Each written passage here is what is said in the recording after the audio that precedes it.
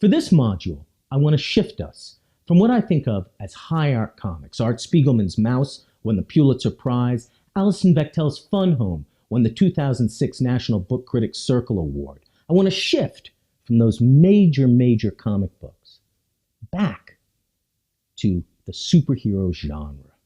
And I want to work that shift by turning to the second of the 1986 trifecta, Frank Miller and The Dark Knight Returns. I have a handout for this lecture, and I want to work it through with you.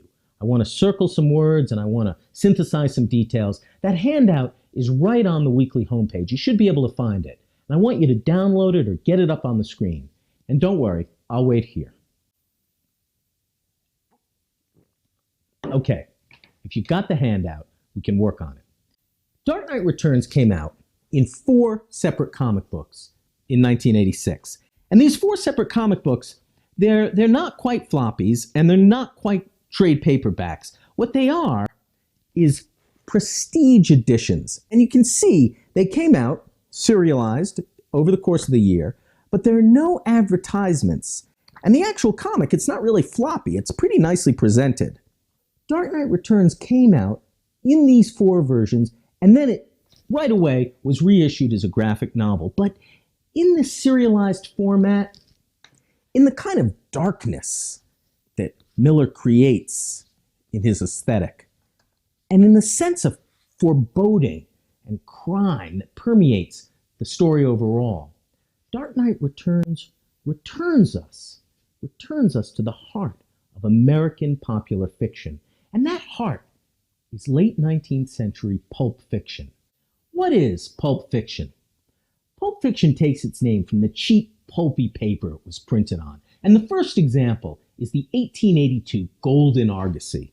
The Golden Argosy took off and shortened its name to the Argosy, but it collected all kinds of popular genres: adventure, romance, crime, Tarzan, science fiction. Every month it came out with a new selection of these prose stories. And in this way, it was kind of like, a prose version of that Action Comics. Each issue an anthology of different genres.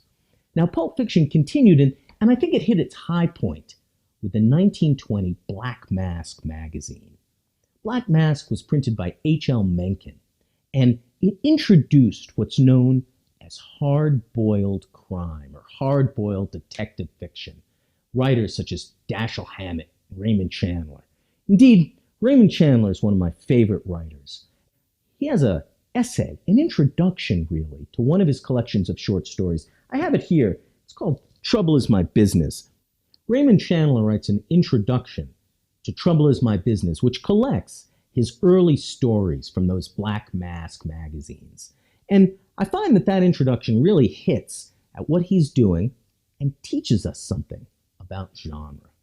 So if you're ready, I want you to get out that excerpt that I put on the web, print it out or get it on your screen and take a look at it, because I think that it gives us both an example of how to understand creativity in genre, but it also teaches us how to read.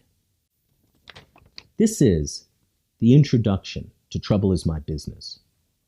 Chandler writes, I don't think the authentic power of the stories published in Black Mask magazine was entirely a matter of violence, although far too many people got killed in these stories, and their passing was celebrated with a rather too loving attention to detail. It certainly was not a matter of fine writing, since any attempt at that would have been ruthlessly blue-penciled by the editorial staff. Nor was it because of any great originality of plot or character.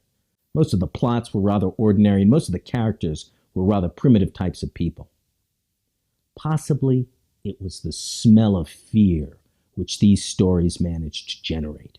Their characters lived in a world gone wrong, a world in which long before the atom bomb, civilization had created the machinery for its own destruction and was learning to use it with all the moronic delight of a gangster trying out his first machine gun.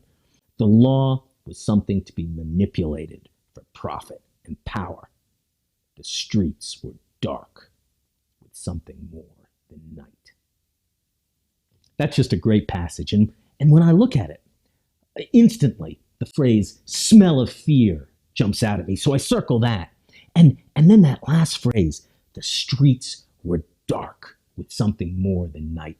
Well, you can just imagine that that's Gotham City in a nutshell, isn't it? The streets are darker, not just with night, with something else.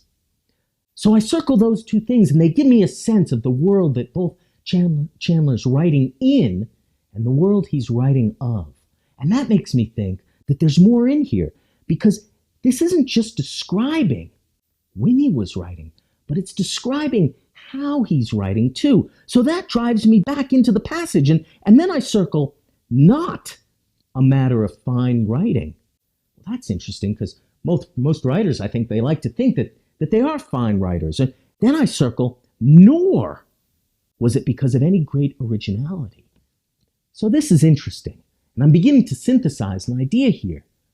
This is describing a world, but it's also describing a world of writing. And that world, well, it's kind of vulgar. It's not fine, and it's not original. It's dark. It smells of fear. So we've got our first synthetic idea that we might write in the margin there. The vulgar world. It's a nasty world. Let me read on. The emotional basis of the standard detective story was and had always been that murder will out and justice will be done. Its technical basis was the relative insignificance of everything except the final denouement. What led up to that was more or less passage work. The denouement would justify everything. The technical basis of the Black Mask type of story, on the other hand, was that the scene outranked the plot, in the sense that a good plot was one which made good scenes. The ideal mystery was one you would read if the end was missing. It does not believe that murder will out and justice will be done unless some very determined individual makes it his business to see that justice is done. So this is interesting, because Chandler is setting out a contrast here.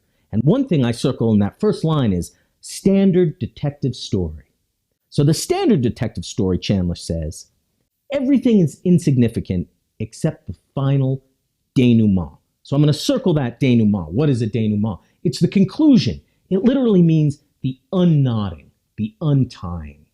So in the standard detective mystery, the genre of mystery, everything else is just passage work until we finally get to the end, maybe the drawing room, where the detective announces to everyone that he's going to unknot the mystery. The butler did it. That's the end. Everything leads to that.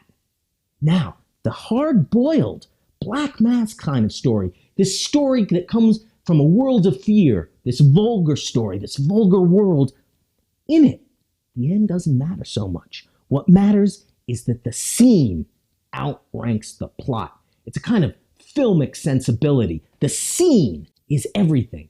And that, too, is not far from the comic world. So if the standard detective mystery is all about untying the mystery, the hard-boiled mystery is about tying up the scenes so that one scene follows the next, boom, boom, boom, like those machine gun bullets that he talked about in the first paragraph. Onwards. As I look back on my stories, it would be absurd if I did not wish they had been better. But if they had been much better, they would not have been published. If the formula had been a little less rigid, more of the writing at that time might have survived. Some of us tried pretty hard to break out of the formula, but we usually got caught and sent back. To exceed the limits of a formula without destroying it is the dream of every magazine writer who is not a hopeless hack. There are things in my stories which I might like to change or leave out altogether. To do this may look simple, but if you try, you find you cannot do it at all.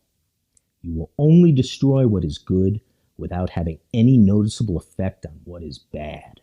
You cannot recapture the mood, the state of innocence, much less the animal gusto you had when you had very little else.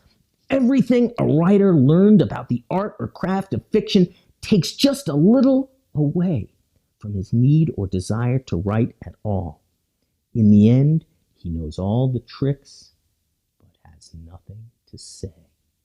So this is a fabulous passage. And what I love about it is it's an older writer reflecting back on his really critical work. And when I get in here, the first thing I circle is formula. Because when we think of creative writing, we think of creativity. We don't think of formulaic. Following a formula seems against creativity. But what Chandler's saying is that as a writer, there are formulas. There are genres that you work in. What a great writer tries to do, and I'm going to underline because it's too long to circle, to exceed the limits of a formula without destroying it. That is what Chandler suggests is writing in this dark world of genre, this vulgar world of fear, of scenes over plot. The goal is to understand a genre or a formula, and then to push it, to exceed its limits without destroying it. To me, this is a fascinating instruction in how to write. And in a sense, it's what I'm asking you to do in your own essays. I've given you a formula: the introduction, the mode of close reading, the thesis statement, and I want you to push it without destroying it. Don't exceed it all the way. Don't blow it out.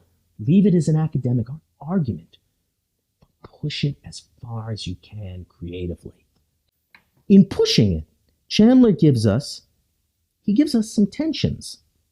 On the one hand, he gives us the art or craft of fiction. On the other hand, the desire to write. Those two things exist in tension. I would suggest there's another tension in here. I would circle the mood. The mood we know is the smell of fear. But then also, there's the state of innocence. Well, that's really interesting because in this vulgar world, we'd suggested that maybe there wasn't much innocence left, that it was all pretty tough. It smelled of fear. It was darker than night. And there wasn't really originality or fine writing. But in fact, the writer possesses a kind of innocence, an innocence that shines through, an innocence that he can channel through the formula and bring out as an honesty in his own writing. Let's turn to that last paragraph. Within its frame of reference, which is the only way it should be judged, a classic is a piece of writing which exhausts the possibility of its form and can hardly be surpassed. No story or novel of mystery has done that yet.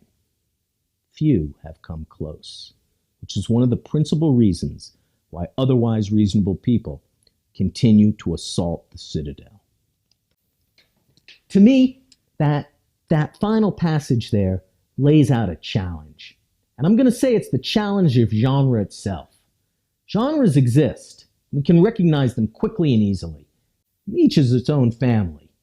Action, mystery, romance, superheroes. And as we recognize them, we know that they stake out some ground to work in. And the task of a writer is to work in that ground and push their limits. And that's the challenge. It really is a struggle. It's a struggle of mood against innocence, of art and craft against the desire to do something new. And I'm going to suggest that what comics remind us is that as much as they return to these pulpy origins of fiction through superheroes, through genre fiction, through fantasy, as much as they make that return, they remind us that all literature has a kind of vulgarity about it. And I don't mean that in an insulting or debasing way. All literature, all new literature, has a kind of deep vulgarity that comes from its willingness to exceed the boundaries of form, to push those boundaries. And I mean this in that the origins of English poetry, Chaucer, he was writing in English. He turned away from Latin and French. He wrote in the vulgar tongue and created something new, pushing the boundaries. Shakespeare, His drama was available at a penny a customer. It was delivered to the masses, to those vulgar masses who wanted something new. And so he pushed the origins of the novel itself come from cheap print. Comics remind us of the true vulgarity of literature.